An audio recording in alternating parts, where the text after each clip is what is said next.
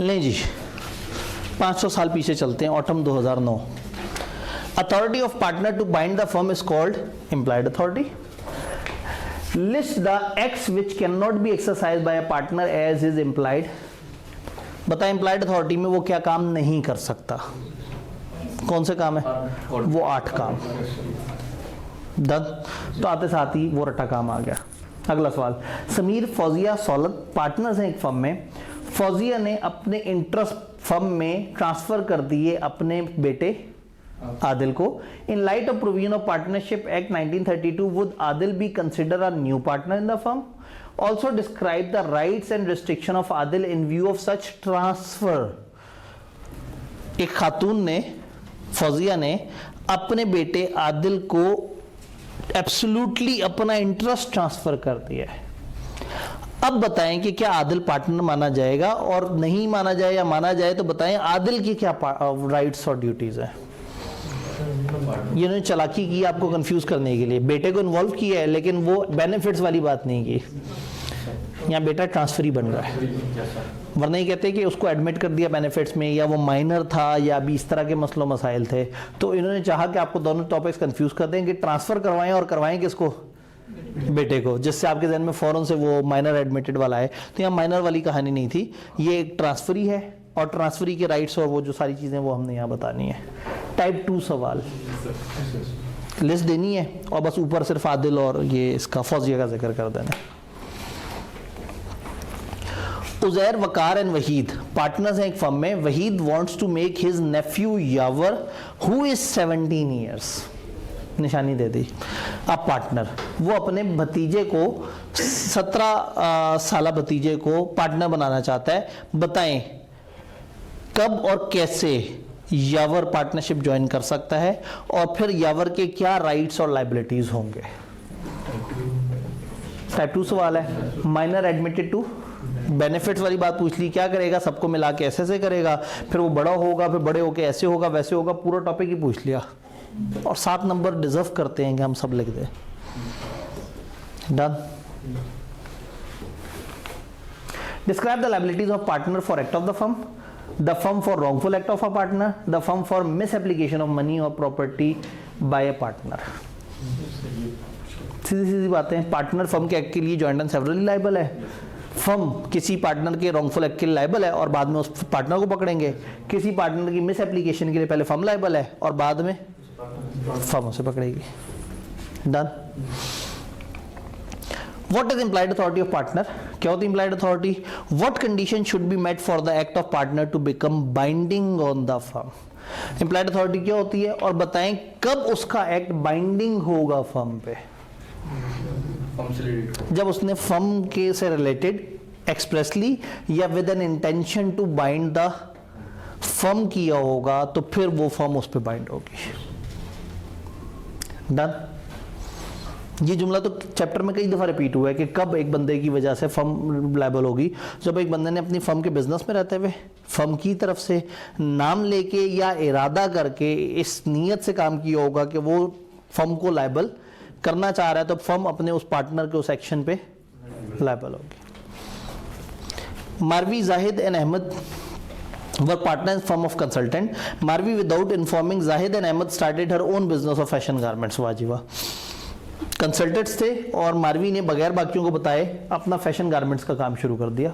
मर्जी है उसकी, क्या कर सकते हैं। Zahid and Ahmed on knowing the fact expelled Marvi from the partnership. जैसे उन्हें पता लगा कि मारवी तो अपना काम भी करती है, उन्होंने मारवी को निकाल दिया। Under provision of partnership act briefly describe whether Zahid and Ahmad were justified in their act. क्या उन्होंने जो किया वो सही था? Would Marvi be liable for the acts of partner और the firm after her expulsion from the partnership? पहले तो बताएं कि जो उन्होंने किया वो सही था या नहीं था। ये है फर्म ऑफ कंसल्टेंट, और उसने क्या शुरू किया है, और सवाल में कुछ नहीं बताया हुआ कि इनका एग्रीमेंट क्या कहता था। In the absence of agreement competing business हमेशा मना होता है, लेकिन कोई भी बंदा अगर कोई और बिजनेस कर रहा है और हमने उसे मना नहीं किया हुआ तो उसका हक है। तो यहाँ आप वो कॉन्ट्रैक्ट एक्ट वाली बातें भी कर सकते हैं कि किसी को कोई कारोबार करने से नहीं रोक सकते, लेकिन अगर एग्रीमेंट में लिखा हो तो आप रोक सकते हैं। यहाँ एग्रीमेंट में नहीं लिखा, अगर इस एग्रीमेंट में ऐसा लिखा हुआ है तो फिर तो उनका निकालना हक बजानिब है, और अगर एग्रीमेंट में नहीं लिखा हुआ तो गलत किया। और क्या उसके निकलने के बाद जो एक्ट्स हैं, क्या मारवी उसके लिए लायबल है? जो अगर मारवी चली गई है तो उसके जाने के बाद से जो भी फर्म के एक्ट हैं उसके लिए मारवी हरगिज लायबल नहीं होंगे। डन जी। 10 नंबर के लिए कितना सोचना पड़ेगा, कितना लिखना पड़ेगा? कुछ पुराने सवालों में आपको ऐसा नजर आएगा कि नंबर ज़्यादा हुआ करते थे। पुराने ज़माने में हम ज़्यादा लॉ पढ़ते थे। आहिस्ता आहिस्ता आईकेएफ को समझ आया कि बच्चे तो पास ही नहीं हो रहे। ये जब कंबाइंड पेपर होता था तो उसका औसतन रिजल्ट होता था 11.5, 12, 13%। लोगों का पूरा कैफ हो जाता था, एक ये पेपर रहता होता था। 8 अटैम्प्टें आईकेएफ ने ऐसी ली जिसमें किसी भी अटैम्प्ट में इससे ज़्यादा गंदा रिजल्ट किसी का नहीं आया। उसके बाद आईकेएफ ने 2021 में सोचा बस बहुत हो गई है, फिर उन्होंने इस पेपर को तोड़ दिया और तोड़ के सिलेबस और कम कर दिया। यानी कि वो जो अकेला कंबाइंड अखंड भारत होता था उसमें हर सब्जेक्ट ज़्यादा भारी था। जब तोड़ा तो तोड़ने के बाद जो 100 नंबर के लिए बनाया वो उतना भी नहीं था जितना पहले 50 नंबर के लिए होता था। तो इसलिए जब दोबारा जोड़ रहे हैं तो जोड़ते हुए वो थोड़ा थोड़ा सही दोनों सिलेबस कम कर रहे हैं, ज़्यादा सिलेबस ख़त्म नहीं कर रहे। तो इसलिए उस वक्त बहुत सारी ऐसी बातें होती थी, जैसे आपने जो एजेंसी पढ़ा वो तो बेचारा शुरू होते ही ख़त्म हो गया। पुराने ज़माने में उसका 17 सफ़े का चैप्टर होता था।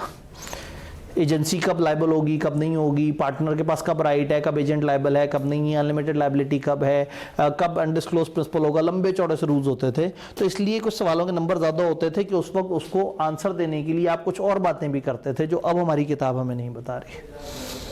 तो इसलिए थोड़ा सा कुछ जगह पे आपको सवाल ज़्यादा नजर आएंगे। अब आईकेएफ का ये पैटर्न ही नहीं है। 10 तो बहुत भयानक है। आईकेएफ का हाईएस्ट जो सवाल है वो 6 नंबर का। आईकेएफ ने खुद कहा था हम 8 नंबर से बड़ा सवाल नहीं बनाएंगे कोई भी पार्ट।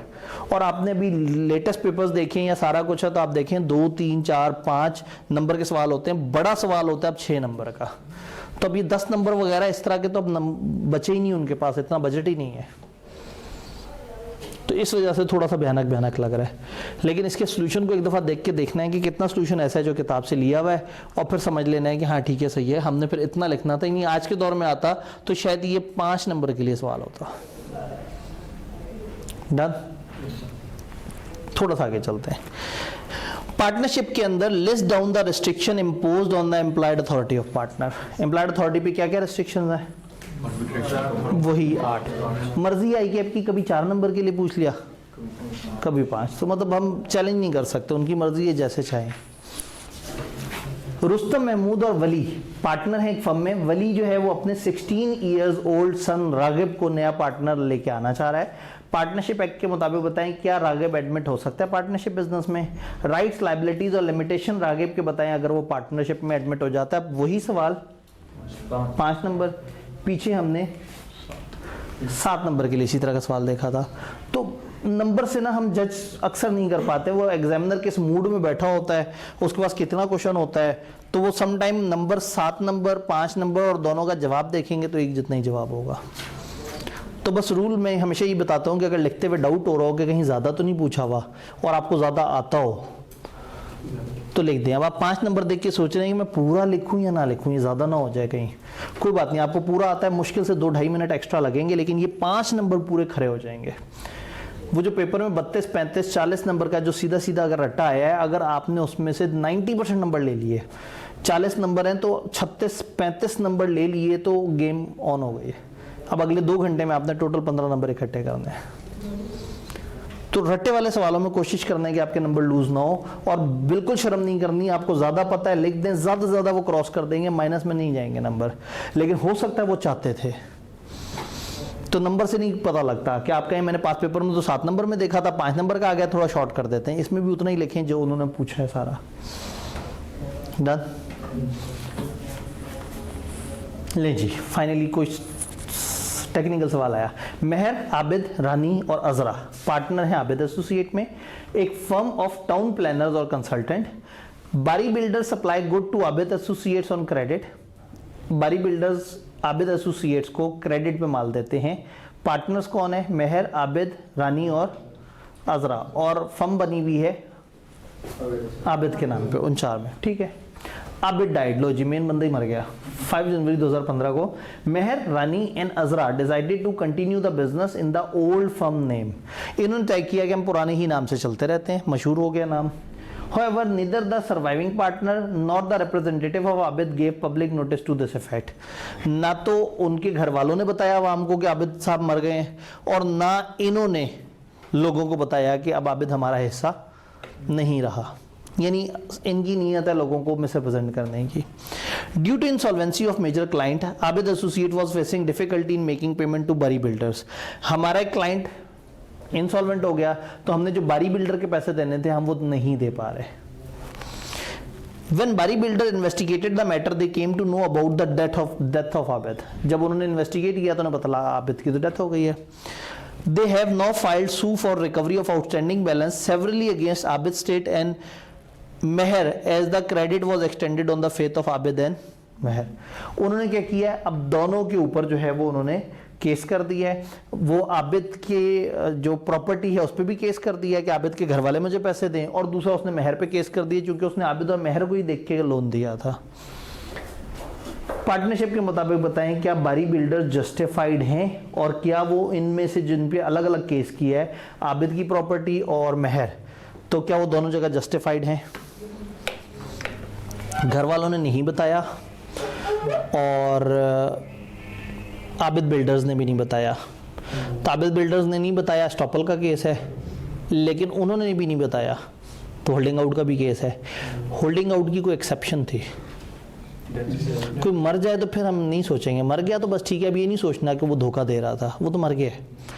बच्चों को बिला वजह बीच में नहीं वो करना। तो आप कहेंगे भाई डेथ तो एक्सेप्शन है, तो यहाँ होल्डिंग आउट नहीं हो रहा, यहाँ स्टॉपल हो रहा है।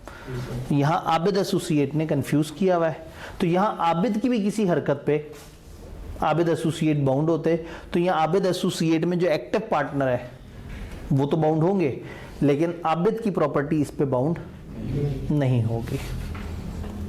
कुछ बात समझ आई? तो होता ये है कि पास पेपर करने से हमें एक ट्रेंड पता लग जाता है कि चीज़ें किस तरह से आ रही हैं, सवाल किस तरह से आ रहे हैं, और उससे गलतफहमी भी नहीं जनरेट होती। समटाइम क्या होता है, बुक्स में नोट्स बने हुए होते हैं, उसके नीचे टीचर ने 1-2 सवाल दिए हुए होते हैं जो देख के आराम से बंदा कहता है अरे वाह मुझे तो सब कुछ समझ आ गया। लेकिन हम कंप्लीटनेस को इंश्योर करने की कोशिश करते हैं कि 2009 से लेकर अब तक जितने भी सवाल आए हैं, ताकि सिर्फ ये ना हो कि हाँ भाई किताब मजे की है, ये हो कि क्या हमें चीज़ समझ आई या नहीं आई।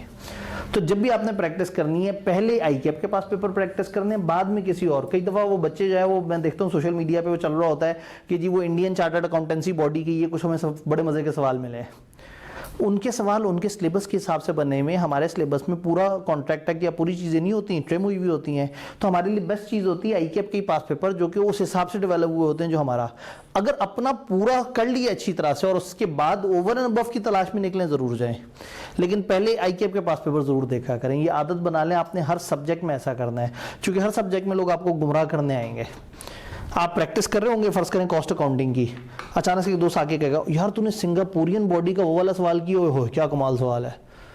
अब आप वो सवाल को देखेंगे, आप जनाब वो आपको सवाल से प्यार हो जाएगा, आप उस सवाल के अंदर घूमते चले जाएंगे, पता लगा आप आईकेएप से इतने दूर चले जाएंगे, फिर उसके सोल्यूशन में किसी विदेशी तरीके से उसे सॉल्व किया हुआ होगा, और आप अपनी किताब को देखेंगे, फिर अपने टीचर को देखेंगे, फिर टीचर से पूछेंगे, टीचर कहेगा भाई बेटा जो पढ़ा रहा हूँ उसको देखो, आप कहेंगे नहीं ये तो मेरे साथ जुल्म हो गया। तो एक बहुत बड़ा रॉन्ग नंबर होता है हमारी फील्ड में कि आप अच्छा भला पढ़ रहे होते हैं कि एक बंदा आगे कहता है ओए ये कर रहे हो, ओ छोड़ो ये पकड़ो, ये नया सेट ऑफ इंफॉर्मेशन है। क्यूएम से लेके एमएस तक ये सब हो रहा है। क्यूएम में एक बच्चा अच्छा भला तैयारी करके बैठा होता है, अचानक से कोई आगे हो जाए उसे चुटकी काटता है, फलाना टीचर की फलाना असाइनमेंट की है, कहते यार मैं खुश हूँ अपनी ज़िंदगी से, मैं सब कुछ करके बैठा हूँ। और नहीं, वो असाइनमेंट नहीं की, मर जाओगे तुम तो। वो गरीब वो असाइनमेंट करते करते मर जाता है, और अच्छा भला पास हो सकता था, फेल हो जाता है, क्योंकि वो किसी और टीचर की और वर्किंग को उठा के यूज़ कर रहा होता है। तो आपने हमेशा सबसे पहला सोर्स हर सब्जेक्ट में आईकेएप के पास पेपर्स बनाने हैं। ये यूनिवर्सल रूल जहन में बैठा लें। आईकेएप की प्रैक्टिस आईकेएप से अच्छी कोई नहीं कर सकता। ऑडिट में कई दफ़ा क्या बच्चे करते हैं, ऑडिट में एसीसीए के बड़े प्यारे सवाल होते हैं। अब प्रॉब्लम ये कि एसीसीए वाले बड़े अच्छे लोग हैं, वो सवाल बनाते हैं, उसका पूरा ऑर्गेनाइज करते हैं, उसमें सारा डाटा प्रोवाइड करते हैं। आईकेएप इतने अच्छे तरीके से सवाल नहीं बनाता। तो आईकेएप की प्रैक्टिस आईकेएप के सवाल से तो हो जाती है, वो विदेशी सवाल करके हौसला हो जाता है मुझे ऑडिट आ गया है, और जब पेपर में जाते हैं तो आईकेएप ने इतना भयानक सा सवाल बनाया होता है तो लोग कलाबाजियां खाना शुरू हो जाते हैं। तो एक चीज़ बस ध्यान में रखनी है, आपने जब भी कोई सब्जेक्ट तैयार करना है उसके पास पेपर सबसे पहली प्रेफरेंस है, उसके बाद किसी भी टीचर का दिया हुआ डाटा, सोशल मीडिया पे मौजूद कोई भी डाटा, अगर आप कॉन्फिडेंट हैं और ओवर एंड अबव प्रैक्टिस करनी है आप ज़रूर यूज़ कर लें। लेकिन बड़ी बुरी बात हो कि कॉस्ट में आपने 15 सवाल वो प्रैक्टिस किए हुए जो आईकैप में नहीं आए हुए, और आईकैप के 11 सवाल थे उस टॉपिक के और वो आपने नहीं किए हुए, और फिर पेपर में जाके एकदम से हैरान हो गए कि पता नहीं किस तरह से पूछ रहा है आईकैप। लेकिन अगर आपने पास पेपर उसी आईकैप के किए हो तो आपको थोड़ा सा ना ट्रेंड समझ आ जाता है, अपने एग्जामिनर का मिजाज समझ आ जाता है। तो ये ज़रूर आदत बना लें कि अपने एग्जामिनर का मिजाज ज़रूर समझें। इस वक्त किताब में एक बड़ी सहूलत ये है कि वो मिजाज समझने के एग्जामिनर कमेंट्स भी मौजूद हैं। जिन जिन सवालों के एंड पे एग्जामिनर कमेंट है उसको ज़रूर पढ़ के समझें कि एग्जामिनर क्या चाहता था। सोल्यूशन एग्जामिनर की तरफ से नहीं आया होता, पता है, सोल्यूशन आया होता है किसी चार्टर्ड अकाउंटेंट ने बना के दे दिया, लेकिन जिसने आपके पेपर चेक किए होते हैं वो देता है हर सवाल पे एग्जामिनर कमेंट, और किताब में एंड पे वो एग्जामिनर कमेंट्स दिए हुए हैं मोस्ट ऑफ द प्लेसेस में। जब से आईके अपने देने शुरू किए एग्जामिनर कमेंट हमने किताब में डाल दिए हैं। तो आप ज़रूर देखा करें सॉल्यूशंस को, सिर्फ मेरी तकरीर मत सुना करें, जवाब देखा करें और जवाब की कमेंट देखा करें, और समटाइम उसकी मार्किंग स्कीम देखें कि कितना लिखने के कितने नंबर थे। क्योंकि ऑनलाइन वाले बच्चे क्या करते हैं, वीडियो देख ली प्ले करके 1.52 पे करके और टिक लगा लिया मेरे पास पेपर्स हो गए, ऐसे नहीं होते। एक दफ़ा थोड़ा सा सॉल्यूशन देखें, कुछ लिख के भी करें। तो मतलब एंड पे हम जाते हैं तो मैं आपको कुछ सवाल लिखने वाले बताऊंगा कि हर चैप्टर के ये 2-3 सवाल लिख के कर लें तो इससे आपकी अच्छी प्रैक्टिस होगी। बट वो लास्ट मंथ का टारगेट है, अभी तो बड़ा टाइम है आखिरी महीना आने में, हम तो जिस पेस पे चल रहे हैं। ये बात समझ आई? मेहर जिम्मेदार, आबिद के घर वाले जिम्मेदार नहीं। मकबूल, रूफी और शाम पार्टनर हैं जीशान बिल्डर्स में, एक फर्म है जो कि बिजनेस ऑफ कंस्ट्रक्टिंग इंडस्ट्रियल और रेजिडेंशियल प्रोजेक्ट्स को बलूचिस्तान में डील कर रही है। शाम ऑल्सो ओनर है कॉटेज इंडस्ट्री का कोयटा में। कॉटेज इंडस्ट्री क्या होती है? कॉटेज झोपड़ी होती है, इंडस्ट्री वो होती है फैक्ट्री, झोपड़ी में लगी फैक्ट्री। कॉटेज इंडस्ट्री टैक्सेशन की ज़बान में छोटे बिजनेसेस को कहते हैं, घरेलू सनतों को कहते हैं। जो छोटे लेवल पे, छोटे पैमाने पे छोटे बिजनेसेस होते हैं ना, वो लोन की रेंज चेंज करता रहता है। वो कहता है 50 लाख से छोटे बिजनेस, कभी वो कहता है 5 लाख से छोटे बिजनेस। तो वो एक ज़माने में क्या होता था, घरेलू सनतें होती थी, छोटे छोटे से लोगों ने अपने घर में मशीनें रखी हुई होती थी, घर की औरतें चीज़ें बना रही होती थी, कोई मटके बना रहे हैं, कोई बड़े ज़बरदस्त डिज़ाइन बना रहे हैं, कोई हैंडीक्राफ्ट्स वगैरह हैं। तो ये सारे जो छोटे छोटे पैमाने पर घरेलू लेवल पर बिजनेसेस हो रहे होते हैं इसको कॉटेज इंडस्ट्री कहते हैं। टैक्स में ये टर्म बाकायदा इस्तेमाल भी होती है। तो एक फर्म है जो कि इंडस्ट्रियल और रेजिडेंशियल प्रोजेक्ट्स बलूचिस्तान में बनाती है, और उसी फर्म के एक बंदे के पास एक छोटा सा बिजनेस है कोयटा में। Sham has obtained a long-term loan for his cottage industry from Dostana Bank Limited by transferring his interest in ZB to the bank by way of mortgage. उसने अपनी कॉटेज इंडस्ट्री के लिए लोन लिया, और जब loan लिया तो bank ने का गारंटी किया, उसने अपना इंटरेस्ट उठा के, अपना इंटरेस्ट उस वाली फर्म में वो ट्रांसफर कर दिया बाय मॉर्गेज उस बैंक को। Under the provision of Partnership Act 1932 describe the rights and disability if any of Dostana Bank Limited in the above circumstances। वो कह रहे हैं ऊपर जो भी हमने बकवास की है उसको इग्नोर करो, सवाल ये है कि ट्रांसफरी के क्या राइट्स एंड डिसेबिलिटी है। तो अक्सर बिलों में ऐसा होगा कि सवाल पढ़ रहे होंगे तो पता नहीं ऐसा लग रहा होगा कि कौन सी कहकशाओं का जिक्र हो रहा है, कौन कौन से सितारे हैं, कौन कौन सी दोज़खों जन्नतों का जिक्र हुआ है, और उसके बाद पूछेंगे बताओ मुसलमान किसे कहते हैं। तो इसलिए ना घबराना नहीं है, जब तक आप सिनेरियो के एंड तक इस फुल स्टॉप तक ना पहुंच जाएं तब तक आपने सवाल से डरना नहीं है। हो सकता है सवाल बहुत सीधा हो। आप देख रहे हैं एक फर्म है वो कुछ और काम कर रही है, एक बंदा है उसकी कॉटेज इंडस्ट्री है, फिर उसने एक बैंक से लोन लिया है, फिर बैंक के लोन के अगेंस्ट मॉर्गेज में उसने शेयर दिया अपनी पार्टनरशिप का, और एंड पे सवाल ये है कि बताओ ट्रांसफरी के क्या राइट्स और डिसेबिलिटी। तो सारी बातें लिखनी है और ऊपर एक लाइन में कह देना है ये वाले बैंक के ये राइट्स एंड डिसेबिलिटीज़ हैं, याद रहेगा। तो ये टाइप 2 सवाल होता है, इसमें बहुत ज़्यादा टेक्निकल डिटेल्स में नहीं जाना होता, रट्टा लिख के और ऊपर अपना कैप्शन दे देना होता है। Assume Umair is a minor who has been admitted to the benefits of partnership with the consent of other partner Rahil and Samina। फर्ज करें उमैर एक माइनर है और वो बाकी पार्टनर्स की भी रजामंदी से आ चुका है। पार्टनरशिप के मुताबिक बताएं rights and disability of Umair before attaining majority. आधा पूछ लिया। बिफोर अटेनिंग मेजॉरिटी 3 नंबर के लिए आपने माइनर एडमिटेड टू बेनिफिट्स का मेजॉरिटी अटेन करने से पीछे पीछे के जो राइट्स और वो चीज़ें हैं वो बता देनी है। बता देंगे। राहिल, समीना और उमैर ने एग्री की है कि वो एक पार्टनरशिप बनाएंगे, भी उसी का पार्ट है। और ये क्या काम करेंगे, ये स्टडी टैक्स सीए स्टूडेंट्स की पेशावर में करेंगे। ये इस तरह का हमने पीछे भी देखा था। मैं आपको बताया IKEAP की आदत क्या होती है, वो एक सवाल बनाता है, उसके 3-4 पार्ट्स अलग अलग जगह से आंसर हो रहे होते हैं, तो हमने हर जगह कैप्शन दोबारा से रिपीट किया है। तो एक पार्टनरशिप है जो सीए स्टूडेंट्स के लिए पेशावर में स्टडी टैक्स प्रिंट कर रहे हैं।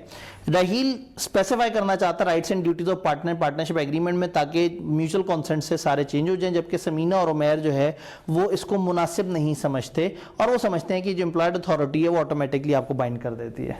सवाल क्या कह रहा है, बताएं एम्प्लॉयड अथॉरिटी पे कौन सी रिस्ट्रिक्शंस हैं, unless there is a usages और ट्रेड एंड फलाना। वही 8 खाम खा इतनी मेहनत करनी पड़ी। वो है तगड़ा सवाल। Ahmed enjoys a very good credit standing in market.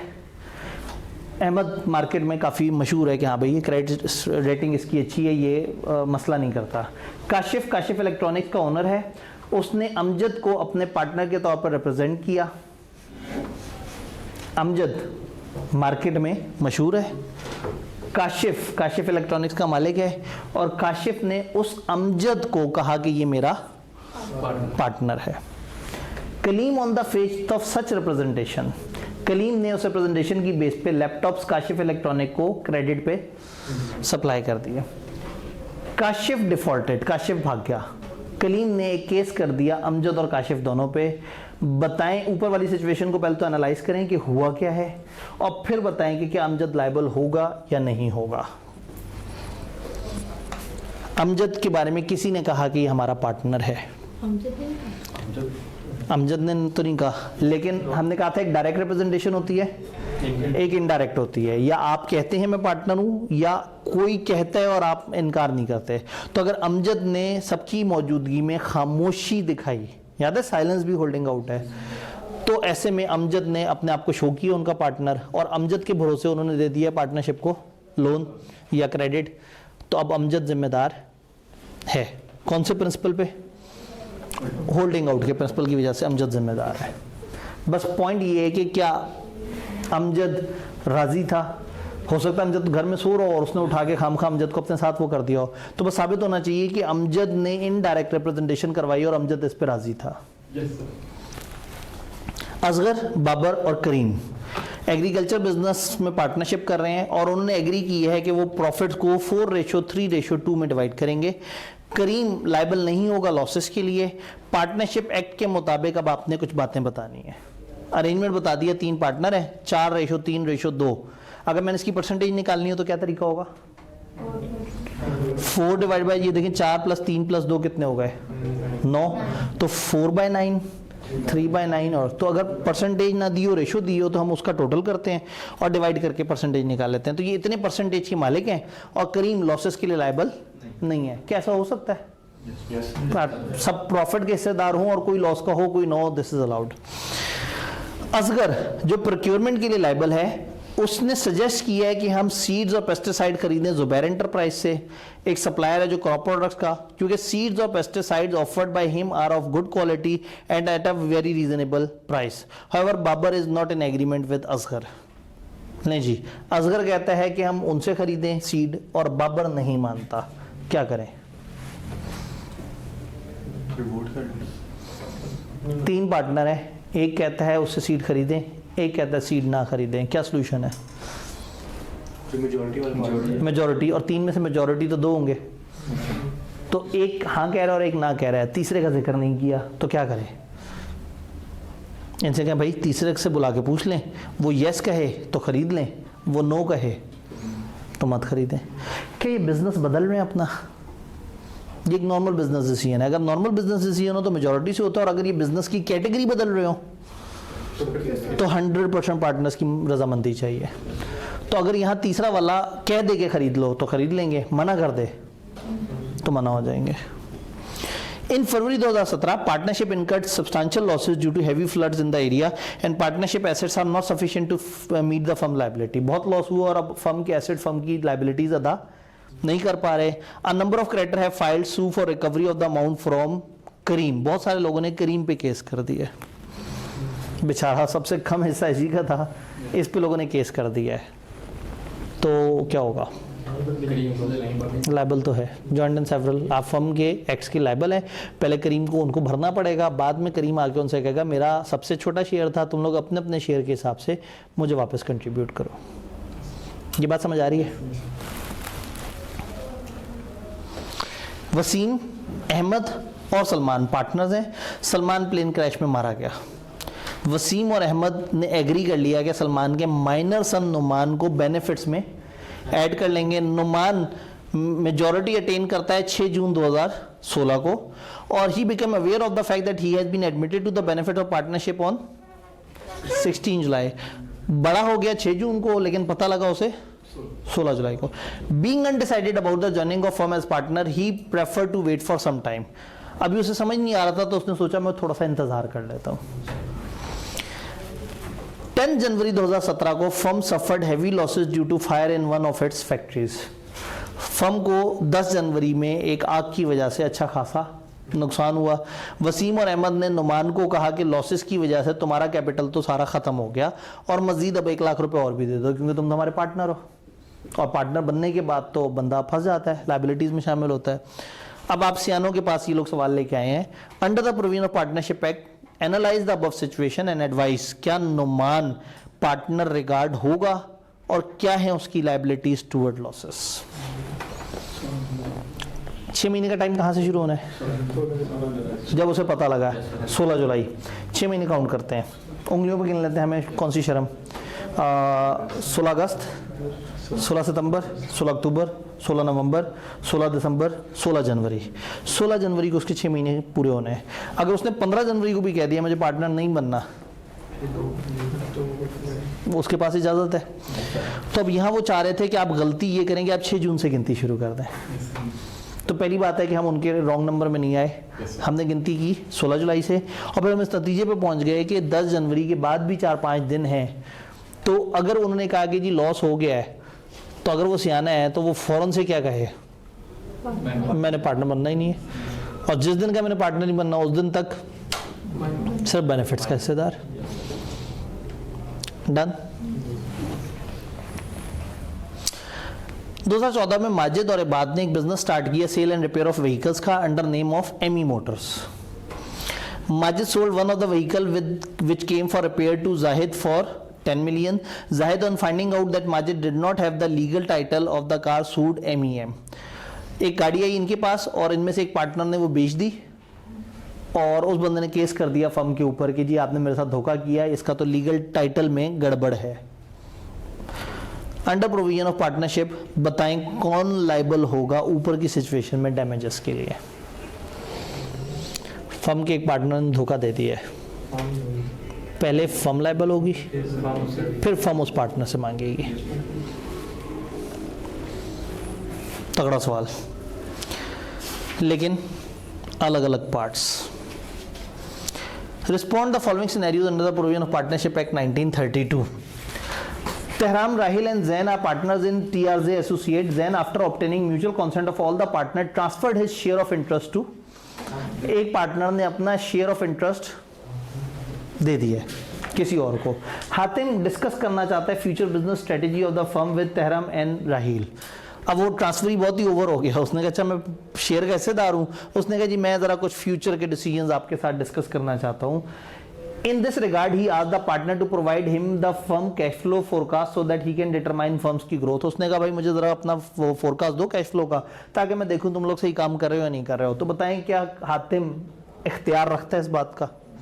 Hatim एक ट्रांसफरी है, ट्रांसफरी पार्टनर नहीं है, और ना ही वो अकाउंट्स मांग सकता है। वो अपने उस दोस्त को कह दे जिसके बिहाफ पे है, वो ला के दे दे तो और बात है, लेकिन हातिम इंटरवीन नहीं कर सकता। साहिर एंड सारिम लॉयर्स हैं जिन्होंने पार्टनरशिप एसएस एसोसिएट में शामिल हुए हैं। Noreen approach SS associate for a property dispute case.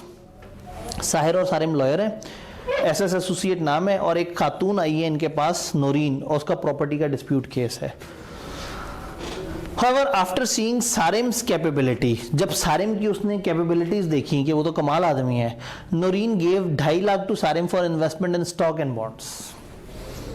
Law के केस के लिए आई इनके पास, लेकिन सारिम की सलाहियतों को देख के मुतासिर हो गई और उसने 2.5 लाख रुपए दे दिए कि जाओ स्टॉक एक्सचेंज में मेरे पैसे लगा दो। Sarim hide the fact from Sahir, Sarim ने साहिर को नहीं बताया वो जो पैसे उसको मिले, और उस पैसे से उसने अपनी पर्सनल नीड्स पूरी कर ली। सब्सिक्वेंटली नौरीन ने फर्म पे केस कर दिया। बताएं क्या नौरीन का केस पायदार है? चूंकि उसकी इम्प्लाइड अथॉरिटी नहीं थी, ये फर्म काम करती थी लॉ केसेस का, और उसने क्या किया स्टॉक्स में। तो अगर एक बंदे ने फर्म के अंदर रहते हुए पैसे पकड़े लेकिन वो फर्म के बिजनेस से रिलेट नहीं करते थे, तो उसको एक्ट ऑफ फर्म नहीं कहेंगे, वो उस बंदे का जाती एक्ट है, उसने अपने तरफ से कोई पर्सनल प्रॉफिट बनाने की कोशिश की है। तो अगर कोई प्रॉफिट होता तो फर्म उससे रिकवर करती है, अब जो लॉस हुआ है तो वो बंदा खुद भुगतेगा जिसने इस तरह की हरकत की है। फैजान और मेहरान पार्टनर हैं ट्रेडिंग फर्म में, और डिसाइड किया है कि कोई पार्टनर के पास राइट नहीं होगा कि वो बाय या सेल करे गुड्स 1 लाख से ऊपर जब तक बाकियों से ना पूछे। Due to sudden crisis in market, prices of a product start falling sharply, market में अचानक से क्राइसिस आया और मार्केट में प्रोडक्ट की प्राइस गिरना शुरू हो गई। Faizan without consulting Mehran sold all the perishable stock worth 9,50,000 in order to restrict the firm loss. Can Mehran hold Faizan responsible? आपस में तय किया था कि एक दूसरे से पूछे बगैर लाख रुपए से ऊपर का माल नहीं बेचेंगे। उसको अचानक से क्राइसिस नजर आया, पेरिशेबल स्टॉक था, उसने जल्दी से जल्दी 9.5 का बेच दिया, 9.5 लाख का, पूछा नहीं अपने पार्टनर से। अब यहाँ हम कहेंगे कि भाई यहाँ अगर एक रियल इमरजेंसी थी तो उसने जो किया वो बच जाएगा। पुराने ज़माने में ना इमरजेंसी की कुछ शर्तें होती थी, वो ये होती थी कि क्या आप अपने बाकी को पार्टनर से रब्ता करने की पोजीशन में हैं या नहीं है। अगर हैं तो इमरजेंसी जितनी भी हो, एक फ़ोन कॉल में कितना टाइम लगता है। लेकिन अब हमारी किताब में ये रूल्स नहीं दिए हुए, वरना इमरजेंसी का रूल होता था रियल इमरजेंसी हो और प्रिंसिपल को कॉन्टेक्ट करना इम्पॉसिबल हो और कोई और ऑप्शन ना हो। लेकिन इस वक्त चूंकि हमारे किताब में जितना लिखा हुआ है हमें साफ नजर आ रहा है कि ये इमरजेंसी का केस है, तो हो सकता है इसके सोल्यूशन में आपको कुछ और बातें नजर आए कि कांटेक्ट कर लेते वगैरह वगैरह, बट आज किताब में जितनी डिस्कशन है उसके मुताबिक ये इमरजेंसी लग रही है। और यहाँ उसने जो किया फर्म के वसीतर मफाद में, चूंकि पेरिशेबल का भी अंदाजा दे दिया उन्होंने, तो बचत हो जाएगी। Define principle of holding out under partnership and state it's exception if any. क्या एक्सेप्शन होती है उसकी? डिजीज्ड और इंसॉल्वेंट। हमने कहा था वो इसमें काउंट नहीं होंगे, वो जो आखिरी नीचे नहीं पैरा में लिखा हुआ था। मासूम, राहुल एंड नाइला, वाह, मासूम, राहुल और नाइला पार्टनर हैं एक ट्रेडिंग फर्म में। 2016 में उन्होंने 5 लाख बोरो किए है इश्तियाक से for purchasing a shop in Multan. Multan में ज़मीन खरीदने के लिए, शॉप खरीदने के लिए इश्तियाक से लोन लिया है पार्टनरशिप फर्म ने। Loan was agreed to be repaid in 2 years time. Loan 2 साल में अदा होना था, लेकिन फाइनेंशियल क्राइसिस की वजह से लोन रीपे नहीं हो सका टाइम पे। For the purpose of settling the loan, Ishtiaq has offered Naila to admit his 17 years old son Munir to the partnership business. उन्होंने कहा भाई लोन तो तुम वापस नहीं कर रहे, काम करो, मेरे 17 साल बच्चे मुनीर को अपनी पार्टनरशिप में ऐड कर दो। Under the provision of partnership act, discuss whether Munir can be admitted to the partnership business और state Munir right and liabilities if he is so admitted और इस दफा। 4 नंबर पूरा सिनेरियो बना के एक चीज पूछना चाह रहे हैं कि क्या एक माइनर एडमिट हो सकता है बेनिफिट्स में, और अगर होगा तो उसके राइट्स और लाइबिलिटीज क्या हैं। यही सवाल हमने 7 नंबर के लिए भी देखा था, यही 5 नंबर के लिए भी देखा था, और यही 4 नंबर। ये एग्जामिनर के मूड स्विंग्स हैं। उसके पास सवाल के लिए नंबर कितने बचे हैं और वो पूछना क्या चाह रहा है। तो कभी भी आपने कम या ज्यादा नंबरों से जज नहीं करना कि आपने ज्यादा लिखना है। अगर आपके नंबर थोड़े से कम है और आपको लग रहा है कि उन्होंने ज्यादा पूछा हुआ है तो ज्यादा लिख देना है। तो ये सवाल समझ आया। ऊपर एवं सिचुएशन बनाई एंड पे, तो आप देख रहे हैं कि 2 चीजें उन्हें बड़ी पसंद है, वो एक लिस्ट ऑफ रिस्ट्रिक्शन और एक ये माइनर का एडमिट होना। Respond to following independent scenarios under provision of partnership act. Saima Ehsan और बारी पार्टनर है एक लॉ फर्म में। बारी ने एक एडवांस लिया 1.5 लाख का from one of firm client for defending a law suit. Bari, without proceeding on client request and informing other partner about the receipt of amount, utilize the money for personal use. Clients में से किसी से लिया अपनी firm में रहते हुए और जाती इस्तेमाल कर लिया, मिस एप्लीकेशन कर ली पैसों की। Discuss the rights and liabilities of partner and that of firm with regard to Bari act. Bari की इस हरकत पे फर्म और बारी दोनों की क्या जिम्मेदारी है? अगर उसने फर्म की उसमें रहते हुए किया और बताया कि मैं फर्म की लीगल केस के लिए ले रहा हूँ, तो फिर फर्म लायबल होगी। पहले फर्म बाहर वालों को भरेगी, फिर बाद में इस बारी को पकड़ेगी और उसे कहेगी तुमने क्या किया है, ये तुमने अपनी अथॉरिटी से बाहर निकल के किया और तुमने मिसअप्लाई किया। तो वो बंदा फर्म को कंपनसेट करेगा उस अमाउंट के लिए जो कि फर्म वालों को उस बाहर वाले बंदे को देनी पड़ गई। Under the provision of Partnership Act, list down any 4 restriction imposed on implied authority। अब इस दफा उनके पास सिर्फ 2 नंबर बचे होंगे 100 नंबर पूरा करने के लिए। दिल उनका बहुत था सवाल पूछने का, उन्होंने कहा 2 नंबर के लिए पूछेंगे तो बच्चे 8 नहीं लिखेंगे, तो खुद ही कह दिया कि भाई 4 बता दो। जब वो कहें 4 बता दो तो फिर 5 नहीं बताना। कई दफा इस तरह के सवाल में ना 4 को बोल्ड भी किया हुआ होता उन्होंने। और जब वो ओपन छोड़ दें तो फिर जो आपको लग रहा है कि नहीं नंबर है मैं ज़रा जस्टिफाई कर दूं, तो आप बेशक ज़्यादा लिख दें। लेकिन जब वो बाउंड कर देंगे आपने 4 लिखने हैं, तो 5वां जो मर्जी लिख देंगे, जितना मर्जी खूबसूरत होगा, उन्होंने 4 चेक करने हैं। तो हो सकता है आपने 5 लिखे, 5वां सही था और पहला गलत था, तो वो पहले को क्रॉस कर देंगे, अगले 3 चेक करेंगे, आपको 2 में से 1.5 नंबर देंगे और 5वें को देखेंगे ही नहीं। अगर आप सोचें ना 5 लिख देता हूँ कोई से 4 चल जाएंगे, उन्होंने पहले 4 देखने और 5वें को सिरे से इग्नोर कर देना, जितना मर्जी खूबसूरत लिखा हो। तो अगर ज़्यादा भी लिखना हो तो जो ज़्यादा अच्छे वाले आते हैं वो ऊपर लिखने हैं और जो हल्का आता है वो नीचे लिखना है। पहली बात है जब वो कह दें 4 तो फिर 4 लिखने हैं। Done. Saeed, Mona and Burhan engage हो रहे हैं। अब समझ आया कल क्यों नहीं की हमने ये पास पेपर्स? अभी तो 2020 तक पहुंचे, हमने तो 24 तक जाना है। Saeed, Mona and Burhan are engage in partnership business. 26 मार्च 2019 को they admitted Laila on her 17th birthday. वाह, लैला ने जैसे ही अपनी 17वीं सालगिरह मनाई, ये इतने एक्साइटेड हो गए कि हैप्पी बर्थडे कहने के बाद फौरन से कहा आ जाओ लैला तुम भी हमारी पार्टनरशिप में आ जाओ। Laila is Mona's niece. इन पार्टनर्स में से एक मोना है, मोना की भांजी है लैला। भांजी है भतीजी? नीस। एक नेफ्यू होता है, एक नीस होता है। नेफ्यू कौन होता है? मेल। तो भतीजा भांजा मेल हो तो उसको नेफ्यू बोल देते हैं, और अगर फीमेल हो तो नीस।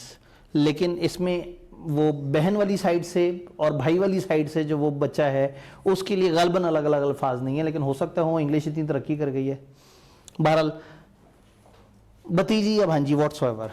20 अप्रैल 2020 को Laila become aware of her admittance to the benefit of partnership. वाह, 26 मार्च को वो 17 साल की हुई। इन्होंने खुद ही तालियां बजा के वो साइड पे निकली और बैठ के आपस में तय कर लिया कि हम लैला को शामिल कर लेते हैं। और लैला को खुद कब पता लगा इस बात का? अप्रैल 2020 को। और लैला 18 साल की कब हुई होगी? 26 मार्च 2020 को। 26 मार्च 2020 को वो 18 साल की हुई है और उसे पता कब लगा है? अप्रैल में। तो पता बाद में लगा, तो 6 महीने कहां से शुरू होंगे? जब पता लगा। Laila become aware on acquiring the knowledge she immediately give notice to Saeed, Mona and Burhan that she intend to be their partner. जैसे उसे पता लगा वो एक्साइटेड हो गई, उसने कहा जी मैं तो आपकी पार्टनर बनना चाहती हूँ, नोटिस देती है। Under provision of Partnership Act, discuss whether Laila would be regarded as partner in firm with effect from the date of her notice। क्या जिस दिन उसने नोटिस दिया क्या हम उस दिन से उसको ऑनवर्ड काउंट कर लें कि वो पार्टनर है? Also describe Laila liability with regard to firm debts once she become a partner. और जब वो पार्टनर बन जाती है तो फर्म के डेट्स की लैला पे क्या जिम्मेदारी है? पहली बात है जिस दिन नोटिस देगी उसी दिन से वो पार्टनर काउंट हो जाएगी, और जो भी डेट्स वगैरह फर्म के पीछे गुजरे और जो जो लॉसेस उस दौरान जब वो एडमिट हुई थी वो उसके लायबल होगी। Clear? Malik, Asif and Sohail are partner in a firm carrying on dairy business and sharing the profits or loss equally।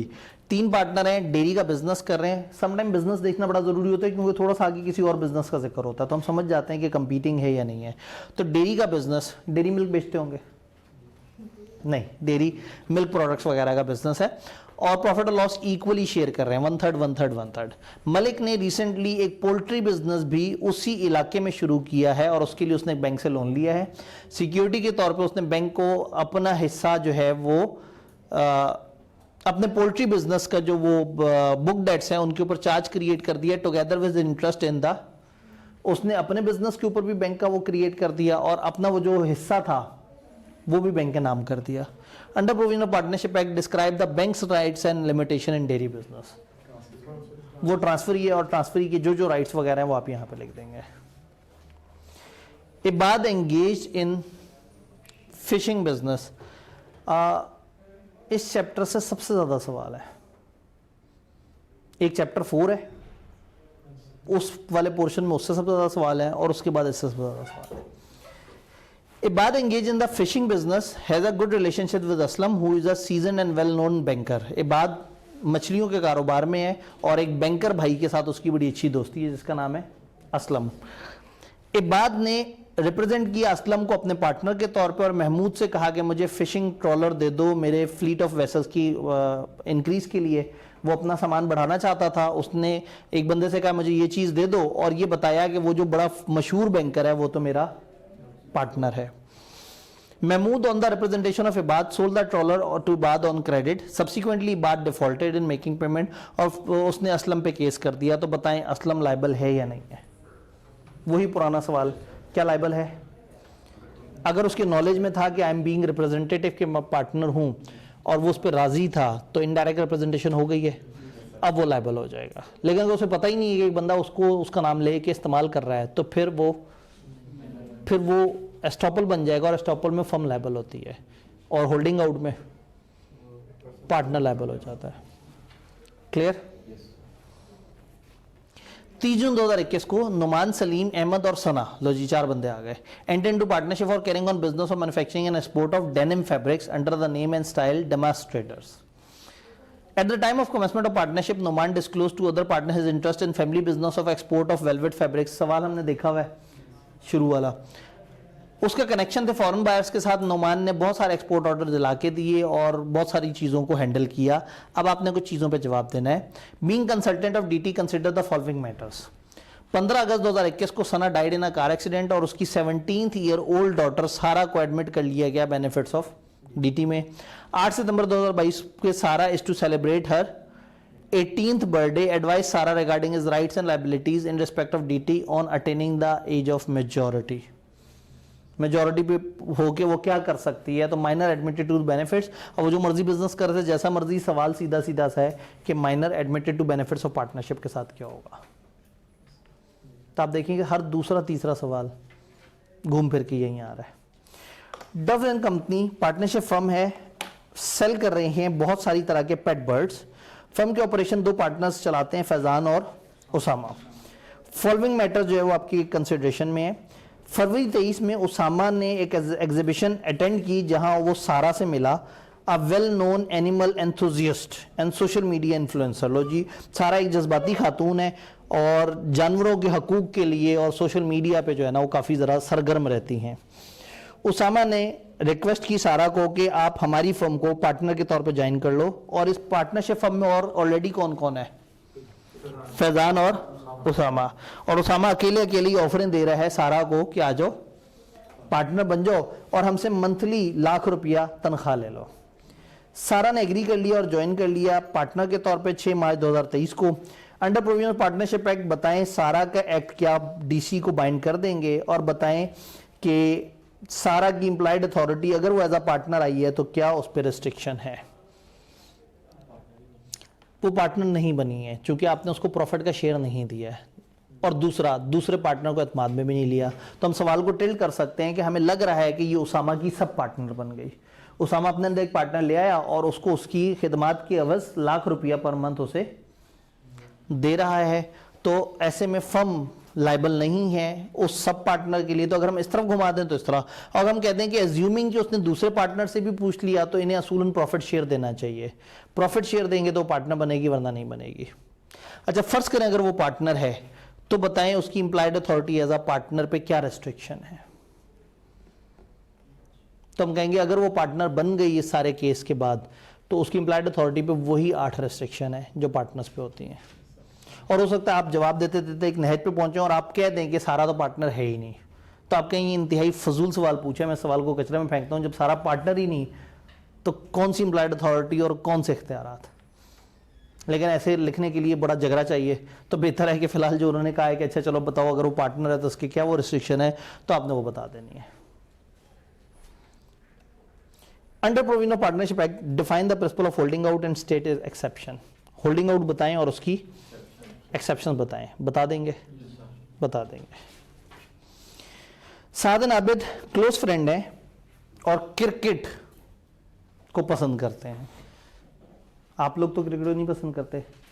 खुदा ना खास्ता पेपरों के इंतहाई करीब जिस चैंपियंस ट्रॉफी का जिक्र किया जा रहा है उसके मैचेस लाइव देखने का तो नहीं प्लान। लेक्चर्स भी तो रिकॉर्डेड में देख लेते हैं ना, पेंडिंग लेक्चर्स भी कंप्लीट कर लेते हैं, तो क्रिकेट के मैचेस भी रिकॉर्डेड देखे जा सकते हैं। बाद में ऐसी कमाल झलकियां आती हैं, आपको तो 1.52 पे चलाना भी नहीं पड़ेगा। सिर्फ अपने दोस्तों से नहीं मिलना, नहीं पूछना किसी से कि कौन जीता कौन हारा। पेपर देने के बाद सारे मैचेस रिकॉर्डेड में। अभी भी तो 40 पेंडिंग लेक्चर्स देख ही रहे हैं ना। क्रिकेट को लेके आपको ये गुनाह लगता है, पढ़ाई को लेके आपको ये बहुत कैजुअल लगता है। हर बॉल पे मजा आ रहा होता है। इधर मजा आना है कई साल बाद, पता नहीं कई साल बाद मजा आना है या नहीं आना, पता नहीं हम वाकई कमा सकेंगे या नहीं, तो कम से कम जो आज का मजा है वो तो लूट लें। ठीक है जी, अगर आपने अपनी पढ़ाई उस दिन की पूरी कर ली है तो बेशक क्रिकेट का मैच देख लें। अब तो इतना T20 तो होते ही बड़े मजे के हैं। T20 है ना अभी, वनडे तो नहीं गई। आए हाय, ये ज्यादती हो जाएगी। वनडे पूरा दिन खा जाता है, T20 तो फिर भी वो उतना टाइम तो आप वैसे ही रीलें देखने में गुजार देते हैं। शाबाश भाई, जो है ना टेस्ट मैच, ठीक है। असल क्रिकेट नजर टेस्ट मैच में ही आती है, लेकिन वो तब देखने चाहिए जब आप बिल्कुल वेले हो। तो पढ़ने वाले बच्चों के लिए ना टेस्ट मैच हानिकारक हो सकते हैं। इधर आते हैं, हुआ क्या।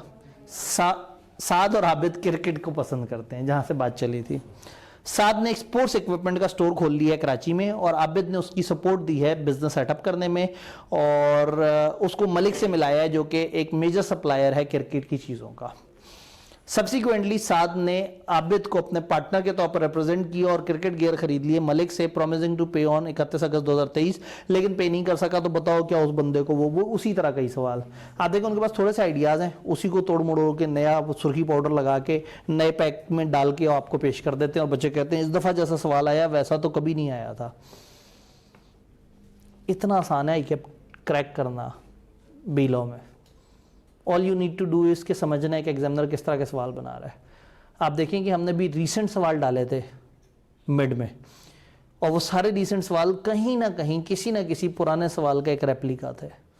सिर्फ अल्फाज बदले हुए थे, किरदार बदले हुए थे, बिजनेस बदला हुआ था। तो अगर समझ आ जाए ना, तो जाहिर है पेपर है, आप लोगों को बहुत मोहब्बत नहीं होगी, लेकिन पेपर में बैठ के आपको लगता है आप पहेलियां सॉल्व कर रहे हैं, कि आपके पास एक नॉलेज है, सामने एक सिचुएशन आई और आप सिचुएशन को जब क्रैक करते हैं ना, तो पेपर में बैठे बैठे चेहरे पे मुस्कुराहट आ जाती है कि ये पकड़ा गया है, क्या ये पूछ रहा था।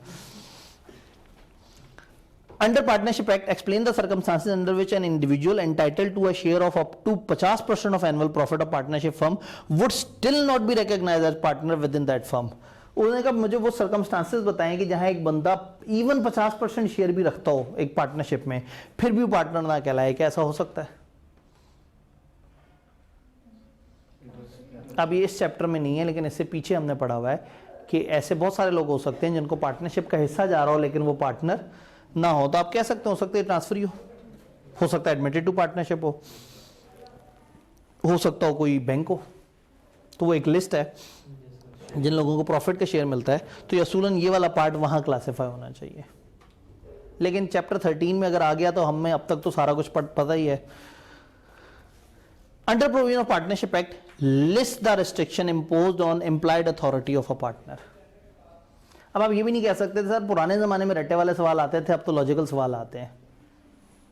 सिर्फ साल पुराना। आप स्प्रिंग 25 दे रहे होंगे, स्प्रिंग 24 का, 2 अटेम्प्ट पीछे का सवाल। Under provision of partnership act, list the restriction imposed on implied authority of partner. बता देंगे? 6 बताएंगे, 5 बताएंगे, 4 बताएंगे? सारी बताएंगे। पेंटागन डीलर्स पार्टनरशिप फर्म है जो परचेज एंड सेल कर रहे हैं ऑटोमोबाइल को।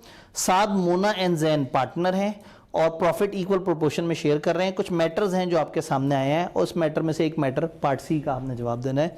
मोना 500 स्क्वायर यार्ड का प्लॉट रखती है कमर्शियल एरिया में, और उसका इरादा है कि उस पर ग्रैंड कार्ड शोरूम अपने नाम से शुरू कर ले। To cover the construction expenses she obtain a personal loan from Circle Bank Limited. Circle Bank से उसने एक पर्सनल लोन लिया है। As a security of loan CBL charge has been created over Mona's interest in वो वाली partnership. बताएं उस bank के क्या राइट्स एंड लिमिटेशन है। अल्फाज बदल के ये कोई छठी दफा पूछी है ये वाली बात, तो बता देंगे पक्का। ट्रांसफरी के बारे में बताना जी। इसके बाद वाली स्लाइड बहुत प्यारी है, देखें कितनी क्यूट सी स्लाइड है। आप कुछ और तो नहीं एक्सपेक्ट कर रहे थे? मेरे पास थोड़ी सी तरतीब ऊपर नीचे है पार्ट्स वगैरह के हिसाब से। आबिद एक प्रपोज पार्टनर है पार्टनरशिप फर्म में और उसने इंक्वायर किया है। अच्छा आप सोच रहे थे बंद हो जाएगा, भाई ना बदल गई दुनिया, अब ऑटम भी आएगा इसमें। भाई ने रात 2 बजे बैठ के ना सारे सवाल डाले हैं। मैं एक अब जब मार्जिन मिल गया था तो मैंने तो फिर अब 2024 भी ऐड करना था सारा। Abid propose partner partnership firm ने उसने आपसे सर्कमस्टांसेस के बारे में इंक्वायर की है in which he must indemnify the firm and the situation in which firm would indemnify him after he become the partner. जब वो पार्टनर बन जाएगा तो कब ऐसा होगा कि फर्म उसको इंडेमनिफाई करेगी और कब ऐसा होगा कि वो फर्म को इंडेमनिफाई करेगा। ये चैप्टर 12 में जाना चाहिए सवाल, तो रहने देते हैं इसे। हाँ, कब फर्म उसको इंडेमनिफाई करेगी? जब फर्म की वजह से उसे लॉस हुआ होगा, फर्म की वजह से किसी और क्लाइंट ने आके इससे पैसे वसूल कर लिए होंगे, 4 चपेड़े भी करा गया होगा, तब ये फर्म को आके कहेगा कि तुम्हारी वजह से मुझे नुकसान हुआ है, मुझे दो। और कब फर्म इसकी वजह से लायबल होगी? जब इसने कोई मिसकंडक्ट फ्रॉड वगैरह किया होगा तो फर्म बेचारी लायबल हो जाएगी। बाद में फर्म इसे पकड़ के कहेगी तुमने क्या किया हमारे साथ। डन? ये है प्यारा सवाल। Under Partnership Act, identify the rights and limitation of transferee of a partner interest. Transferee of a partner interest के आपने rights और बस rights बताने और limitation 3 नंबर बता देंगे। Squash management specialize in organizing large scale destination events. आप देखेंगे सिर्फ 2 अटेम्प्टों में कितने सारे पार्ट्स आए हुए हैं। कितना को पसंद आई कि आपको ये chapter? Squash management specialize in organizing large-scale destination events, managing all aspects including travel, accommodation, event venue. ये पूरी कहानी कई दफ़ा ना एक ऐसा टाइम आएगा कि आप सवाल को यहाँ से पढ़ना शुरू करेंगे कि पहले रिक्वायरमेंट देख लें ताकि ऊपर वो जो इतने सारे फनकारियाँ कर रहे हैं आप हर चीज़ को दिमाग में बिठाते जाते हैं और एंड पे पता लगता है कि रट्टे वाला सवाल था।